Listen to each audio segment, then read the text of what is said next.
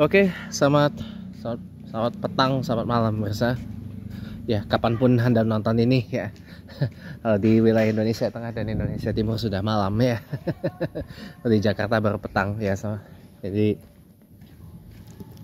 selamat petang, selamat malam dimanapun Anda berada. Assalamualaikum warahmatullahi wabarakatuh. Salam damai sejahtera buat semuanya. Shalom salve. Ya. Malam 12 Ramadan 1446 Hijriah. Ya. Tanggal 11 Maret 2025 masih. Sepertinya kita akan kemungkinan besar beridul fitri, berlebaran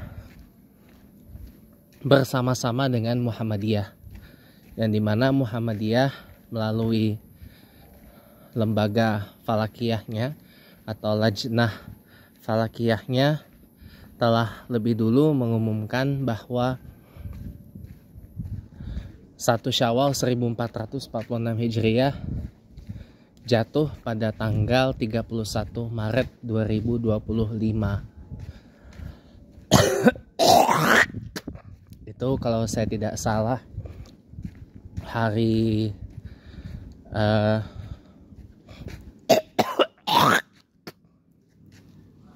Jumat tanggal 31 Maret ya kurang lebih ya tanggal segitulah, 31 Maret 2025. Dan kita pun juga akan merayakan 1 Syawal 1446 Hijriah itu di tanggal yang sama kemungkinan besar, karena sudah pas itu hitungannya 30 hari. Dan mudah-mudahan saudara-saudara kita di tetangga yang termaktub dalam Mabims ya, Menteri Agama Brunei, Indonesia, Malaysia dan Singapura, itu juga akan beridul fitri pada hari yang sama. Amin, Allahumma amin. Karena kasihan kalau mereka tidak berhasil melihat hilal pada 29 hari bulan Maret 2025 nanti. Maka mereka harus melanjutkan puasa Ramadannya dan baru akan beridul fitri pada tanggal 1 April 2025.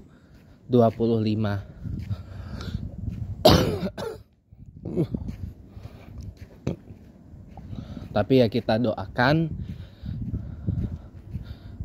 tanggal 30 tanggal 30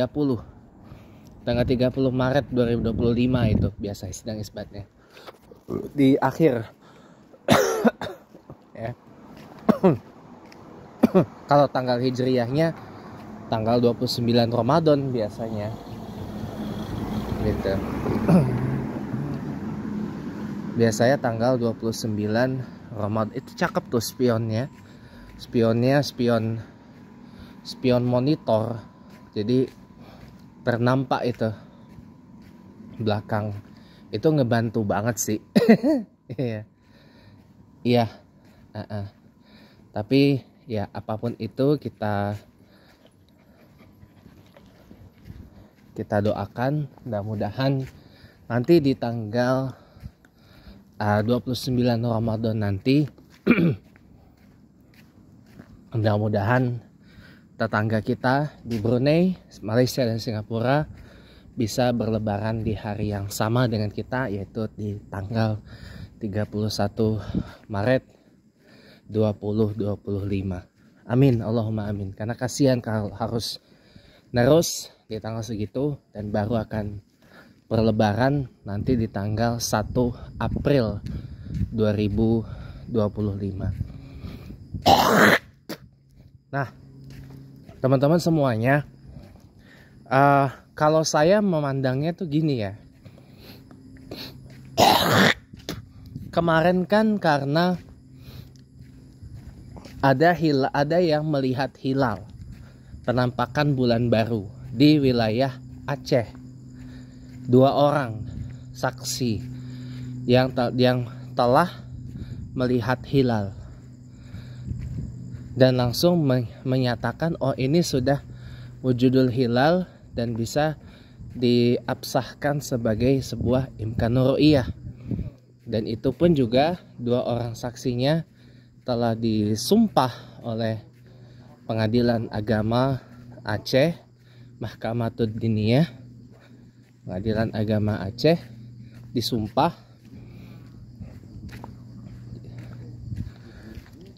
di semua provinsi di Indonesia, termasuk di Jakarta, semua pada menyatakan tidak melihat hilal, tapi di Aceh ada yang melihat hilal dengan ketinggian bahkan di atas 3 derajat dengan elongasi di atas 6,4 derajat pada waktu itu. Sehingga dengan demikian tanggal 1 Maret yang lalu ditetapkan sebagai 1 Ramadan 1446 Hijriah untuk umat Islam Indonesia. Sementara tetangga kita Brunei, Malaysia, Singapura, dan Filipina besoknya baru berpuasa Ramadan. Gitu. Karena sudah terlihat di Aceh ya. Makanya kenapa kemarin putusan sidang isbatnya agak terlambat gitu. Karena baru menerima laporan dari para pemantau hilal yang ada di Aceh. Nah, kalau ada pihak yang melihat hilal di satu negeri, di satu wilayah, maka itu berlaku serentak satu negeri. Apalagi Indonesia ini kan negara kesatuan yang luas, besar, ya kan? Membentang di 3 zona waktu. Ya. Jadinya kalau satu sudah melihat hilal, maka diikuti semua. Itu berdasarkan penetapan yang kemarin itu. Ada hikmahnya memang.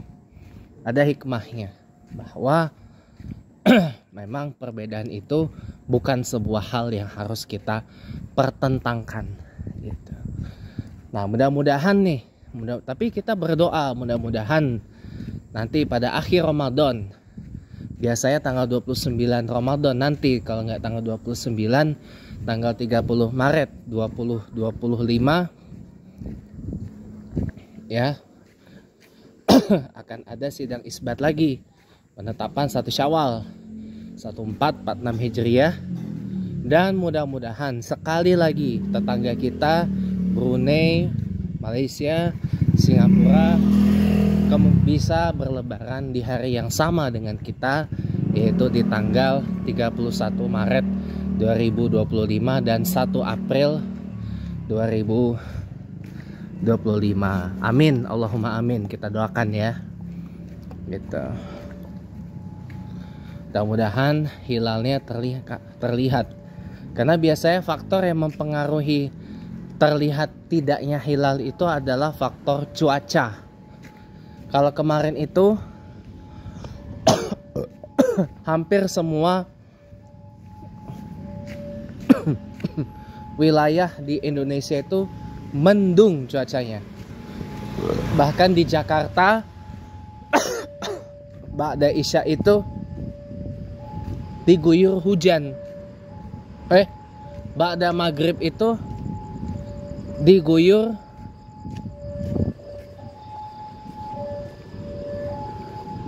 hujan. Saya ingat banget itu. Jakarta ba'da maghrib diguyur hujan deras. Tapi alhamdulillah ya, di tengah-tengah derasnya hujan itu terumumkanlah kapan kita mulai berpuasa. Terumumkanlah kapan kita mulai berpuasa, yaitu pada tanggal 1 Maret yang lalu 2025 yang lalu. Itu jadi faktor itu yang bisa menghambat terlihatnya hilal. Karena sekali lagi ya, pihak pemerintah Republik Indonesia kalau untuk penentuan 1 Ramadan, 1 Syawal, 10 Zulhijjah ya, itu memang menggunakan metode yang diikuti oleh Nahdlatul Ulama, yaitu ru'yatul hilal, melihat bulan. Jadi beda ya, ru'yatul hilal dengan ru'yatul hisab itu beda. Kalau hisab itu artinya penghitungan, dihitung. Dalilnya kalau bulan itu tidak nampak, bulan baru itu tidak nampak, maka hitunglah. Tapi kalau ya bulan baru tak nampak, maka hitunglah. Maka itu yang dilakukan oleh Muhammadiyah sejak dulu. Jadi menggunakan metode penghitungan, dihitung dengan menggunakan metode perputaran bulan mengelilingi bumi. Karena kalender Hijriyah ini adalah kalender Qamariyah, lunar kalender, bukan solar kalender, bukan kalender bumi mengitari matahari, tapi bulan yang mengitari bumi, atau lunar kalender gitu. Nah, apa tadi? Berikutnya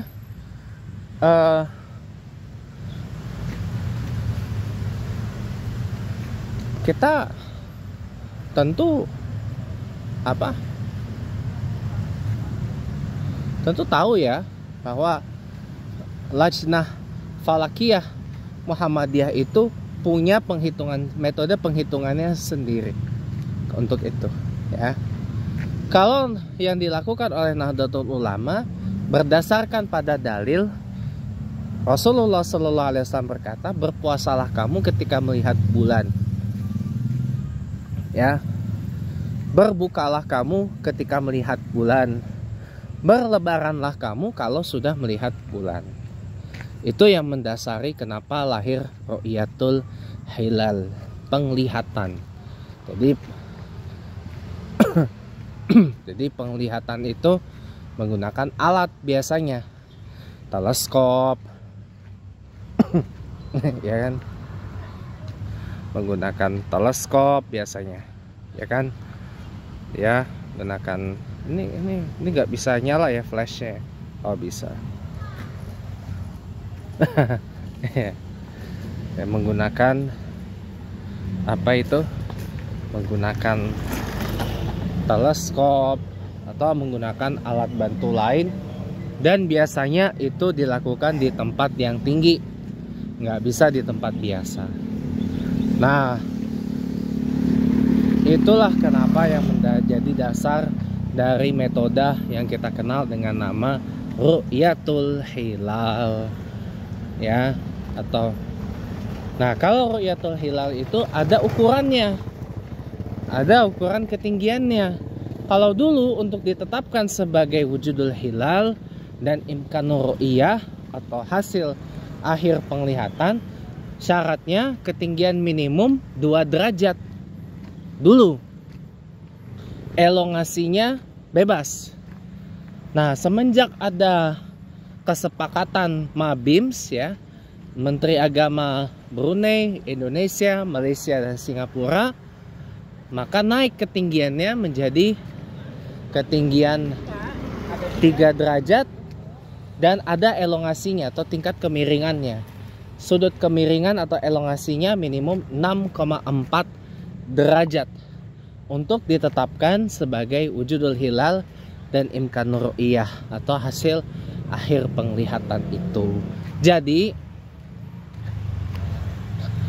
itu ya, untuk sekedar pengingat kembali agar kita nanti tidak kaget gitu.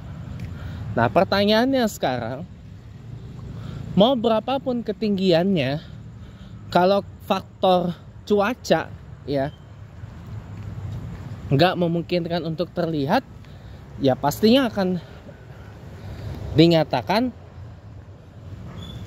hilal itu tidak terlihat karena masih di bawah ufuk, masih di bawah standar ketinggian dan elongasi yang ditetapkan.